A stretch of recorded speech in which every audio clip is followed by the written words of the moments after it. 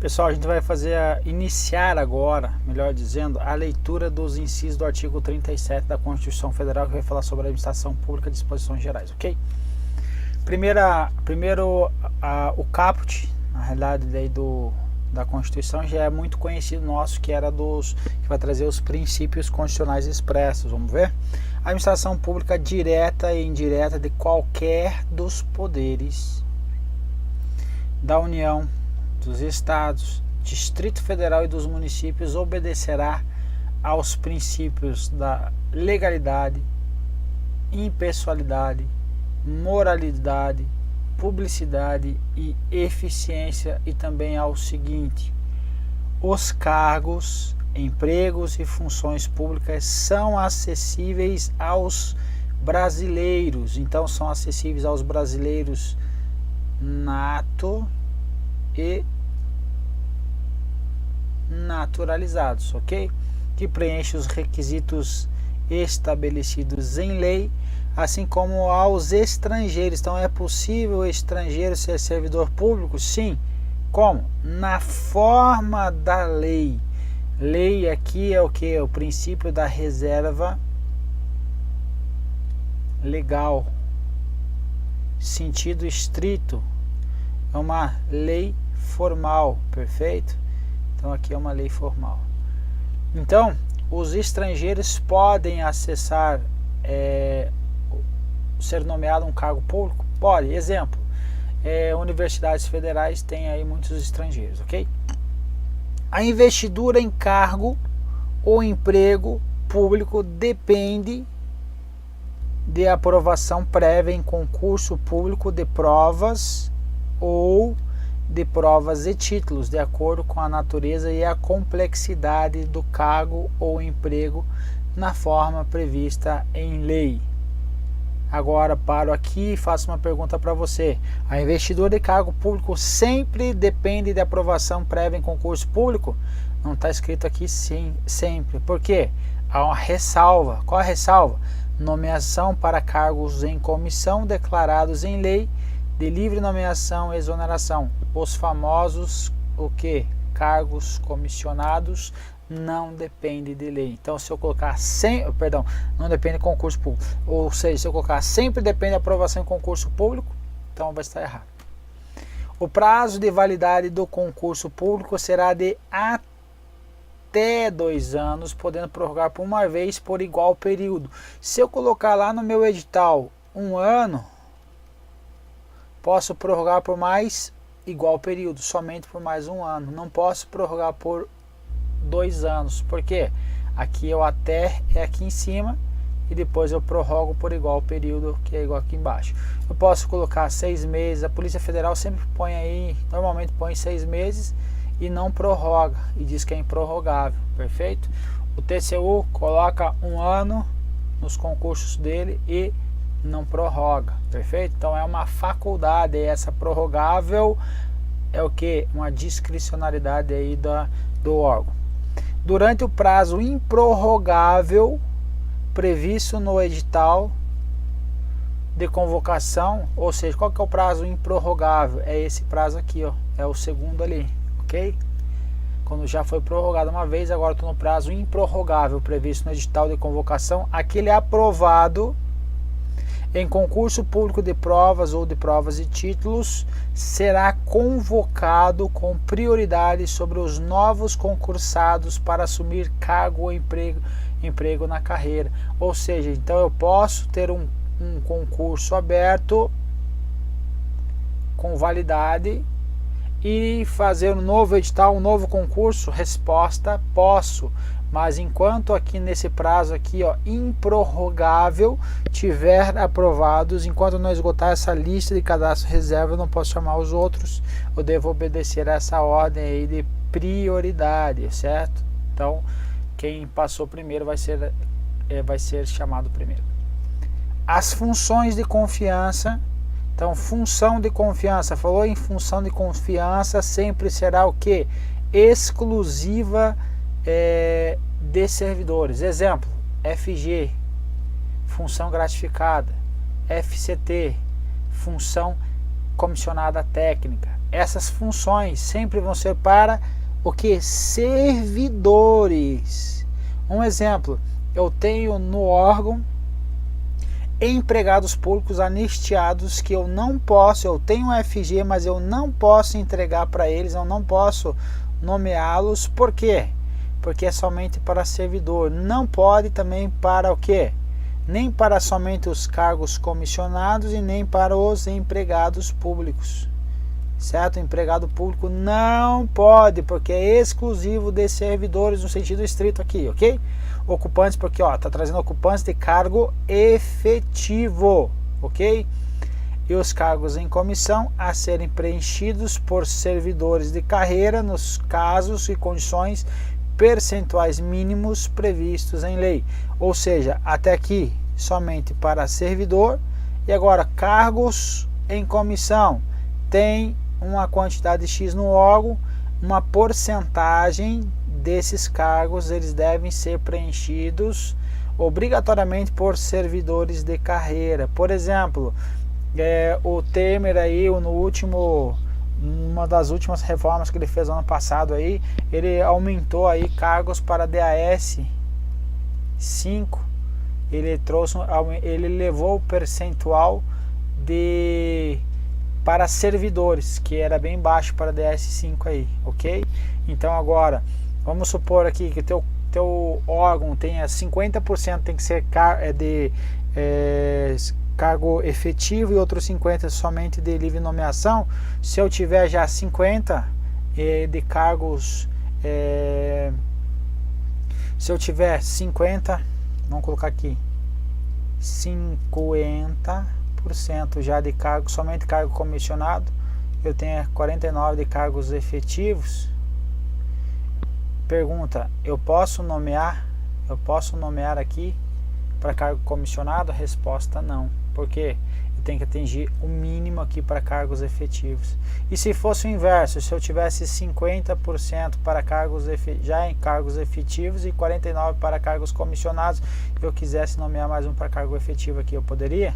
Resposta, eu poderia, porque é um mínimo a serem preenchido por servidores de carreira, ok?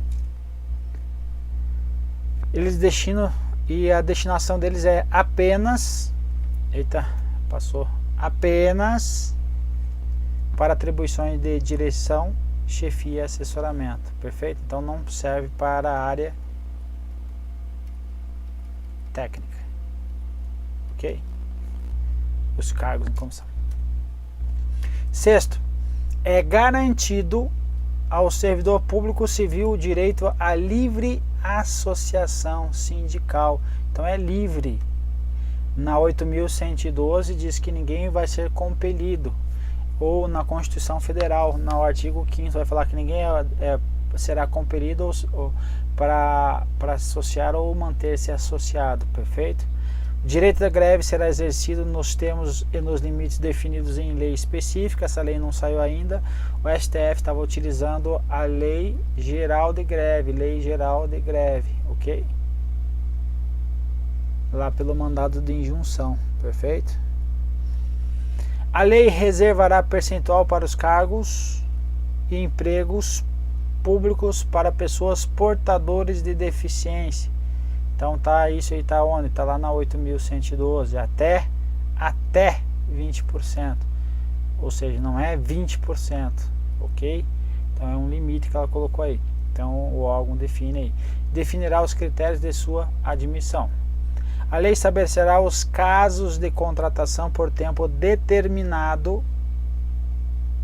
para atender a necessidade temporária e de excepcional interesse público. Então, primeira coisa, tem que ser por tempo determinado, tem que ser uma necessidade excepcional de interesse público, necessidade temporária excepcional, ou seja, se não for uma necessidade temporária, eu estou burlando o concurso público, então eu não posso fazer essa contratação que ele se dá por meio de processo seletivo, ok?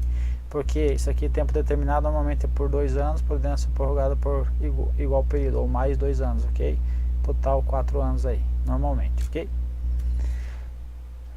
Questão, inciso 10, a remuneração dos servidores públicos e o subsídio que trata o parágrafo 4º do artigo 39 somente poderão ser fixados ou alterados por lei específica, observada a iniciativa privativa em cada caso.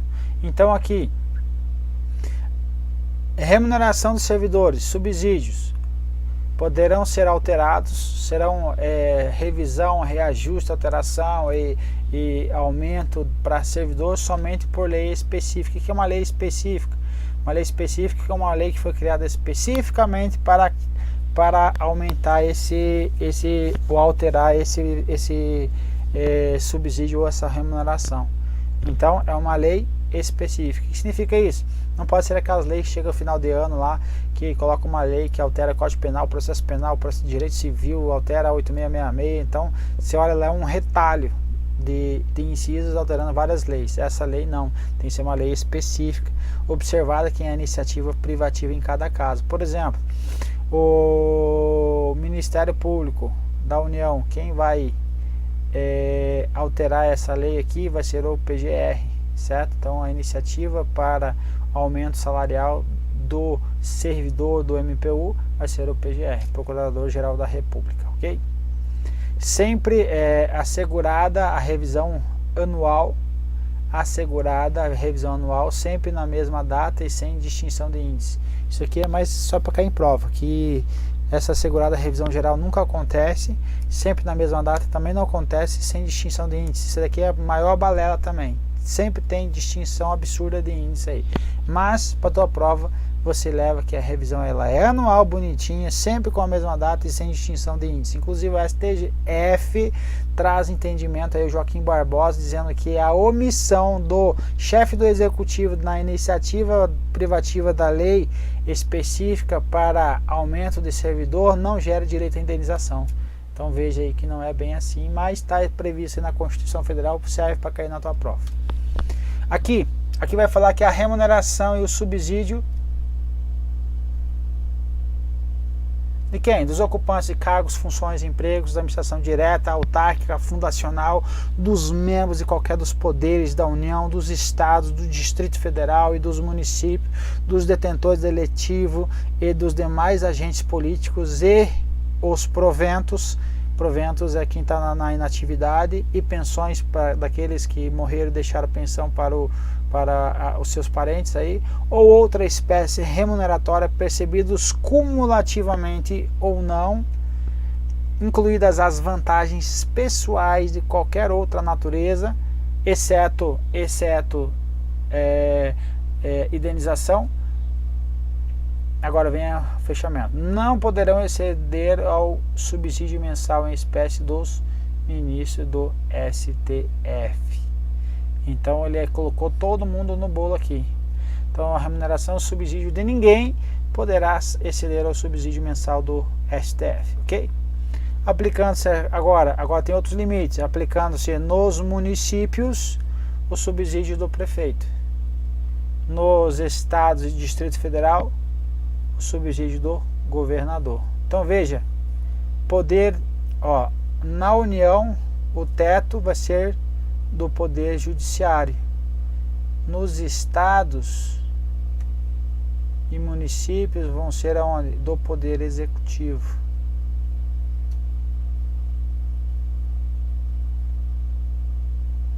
Ok? No âmbito do poder executivo, o subsídio dos deputados. Então aqui, esse daqui, âmbito executivo, aqui para todos, certo? É agora aqui para os deputados,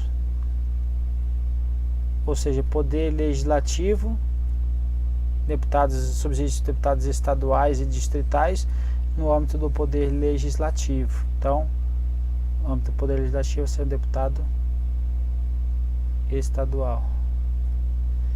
Os subsídios dos desembargadores do Tribunal de Justiça. Então, aqui nos estados para o Poder Judiciário vai ser o que? O desembargador, que vai ser o teto para o Poder Judiciário. E diz que o subsídio dos desembargadores limitado a 90 inteiros e 25 centésimos. De quem? Esse poderá só receber 90 inteiros e 25 centésimos de quem?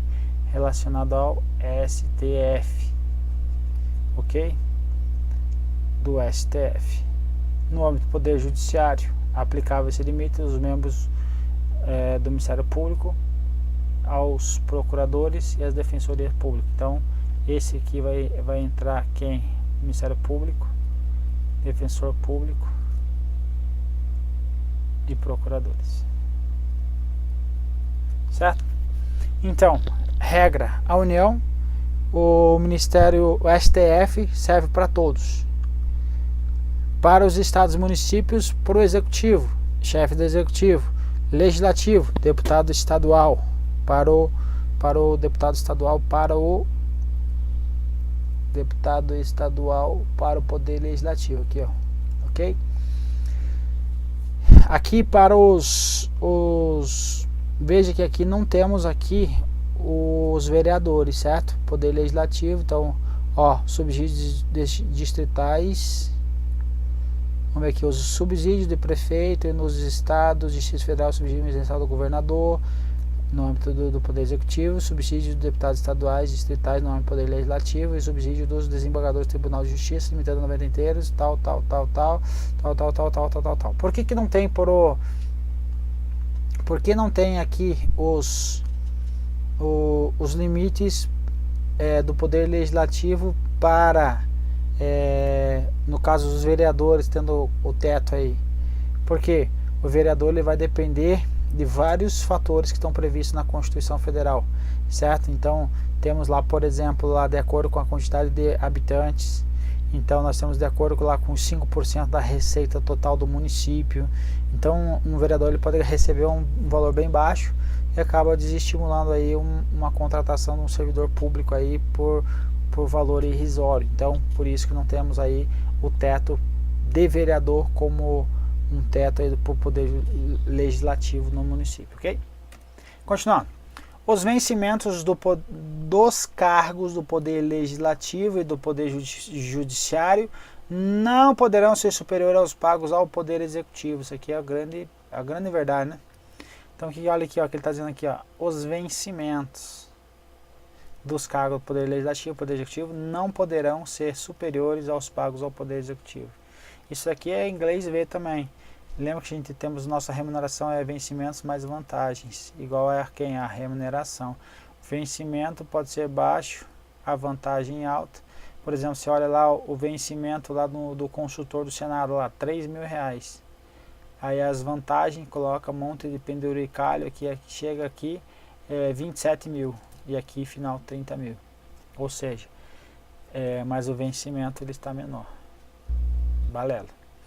É vedada a vinculação ou equiparação de quaisquer espécies remuneratórias para efeitos de remuneração de pessoal do serviço público. Vedada a vinculação ou equiparação, ou seja, vou equiparar o analista do, vamos supor, Poder Legislativo com o analista do Poder Judiciário com o analista do Poder Executivo. Quando sobe um, sobe o outro e aqui sobe o outro. Posso fazer isso? Vedada a vinculação ou equiparação. Beleza? Os acréscimos pecuniários recebidos por servidor público não serão computados nem acumulados para fins de concessão de acréscimos ulteriores. O que ele está dizendo aqui? Acréscimos, gratificações. Por exemplo, lá no âmbito militar existe um tal de soldo, aí depois tem adicional militar, adicional de habilitação, certo? Aqui vamos supor que o soldo seja 5 mil, adicional militar seja 20% e a habilitação seja 20% também. Então aqui 20% seria R$1.000 e aqui fecharia 6 mil. 20% seria o que? 1.200. É isso que ele está dizendo que não pode, ok? Então, acréscimos pecuniários percebidos por servidor não serão computados nem acumulados para fim de concessão de acréscimos posteriores. Então, eu tiro, desconsidero esse daqui e vou nos 20% novamente lá nos 5.000, ok? O subsídio e os vencimentos dos ocupantes em cargos ou empregos públicos são irredutíveis, certo? Então essa é a regra, ressalvados os dispostos aí previstos na Constituição Federal aí. Exemplo, aqui nós vamos ter o exemplo do mudança de regime, vamos ter a situação aí do teto, principalmente aqui o teto do STF. Então se você passou lá para analista aí legislativo, você vai ganhar lá 33.000, aí mais a hora essa, mais não sei o que, foi mais 7.000, tá ganhando 40.000. O que vai acontecer? Vai ter um abate-teto para você chegar ao valor máximo aí do STF, ok? Então ele é redutível, então essa daqui é uma exceção aí a esse princípio da irredutibilidade. 16. É vedada a acumulação remunerada de cargos públicos. Então é vedado a acumulação remunerada. Exemplo, numa questão nós temos aí um agente de polícia federal, aposentou, agora passou no concurso de escrivão da Polícia Federal, e agora ele pode somar os dois aqui, vou supor aqui 17 mais 8, eu posso receber 25? Resposta: não. Por quê? Exceto quando houver compatibilidade de horários observados em qualquer caso disposto do inciso 11. Aqui, ó, há 2 cargos de professor, então aqui é professor? Não. Há um cargo de professor com outro técnico ou científico. Há 2 cargos ou empregos privativos de profissionais da saúde com profissões regulamentadas. Então aqui ele aposentou, eu vou entrar como escrivão, eu vou ter que optar ou por essa remuneração, ok? Então não posso acumular. Regra: o que é acumulável na atividade é acumulável na inatividade, ok? A proibição de acumular estende-se a empregos e funções, abrange as fundações, autarquias, empresas públicas, sociedade de economia mista, suas subsidiárias, sociedades controladas direta ou indiretamente pelo poder público. Então, a proibição de acumular estende-se a todos. Tem um julgado interessante, cai muito em prova aí, sobre o vice-prefeito. Cara, ele era vice-prefeito e ele era empregado público estadual, ele queria acumular os 2 cargos. Resposta: não pode. A Constituição Federal veda, foi para no STF, o STF diz que não poderia.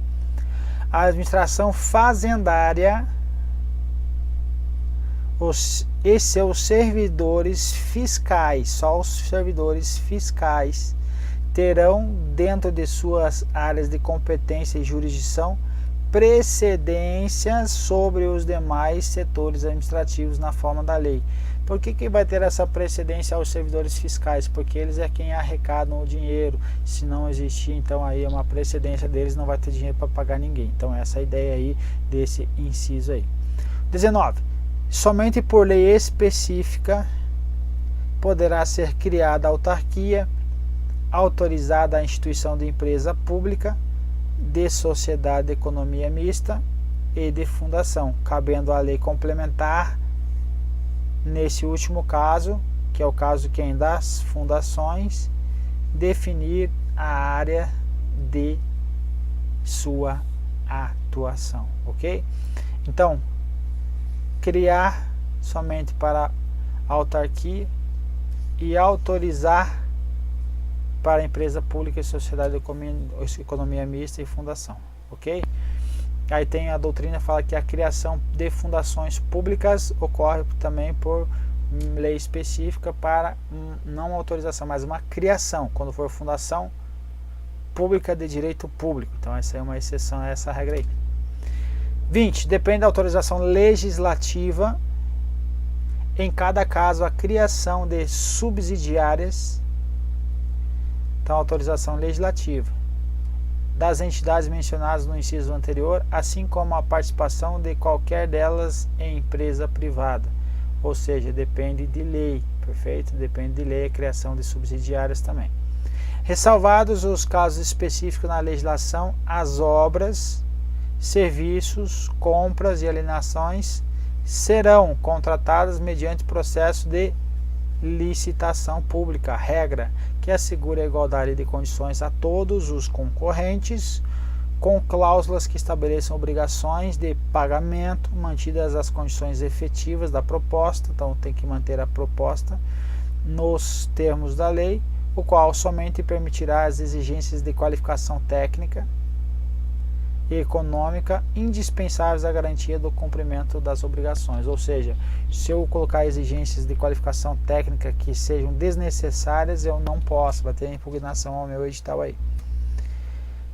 Por fim, nós vamos falar aí agora sobre as administrações tributárias da União, dos Estados e do Distrito Federal e municípios, atividades essenciais. Então, administrações tributárias, elas são essenciais ao funcionamento do Estado, porque elas quem vão arrecadar aí todo o recurso, exercidas por servidores de carreiras específicas, terão recursos, novamente, prioritários para a realização de suas atividades e atuação de forma integrada, inclusive com compartilhamento de cadastros e informações fiscais na forma de lei ou convênio. Então, a ideia é trazer o que? Uma integração entre a administração tributária da União, dos Estados, Distrito Federal e município para trazer a eficiência aí para a arrecadação. Então é isso aí. Beleza, meu povo? Um abraço e até a próxima.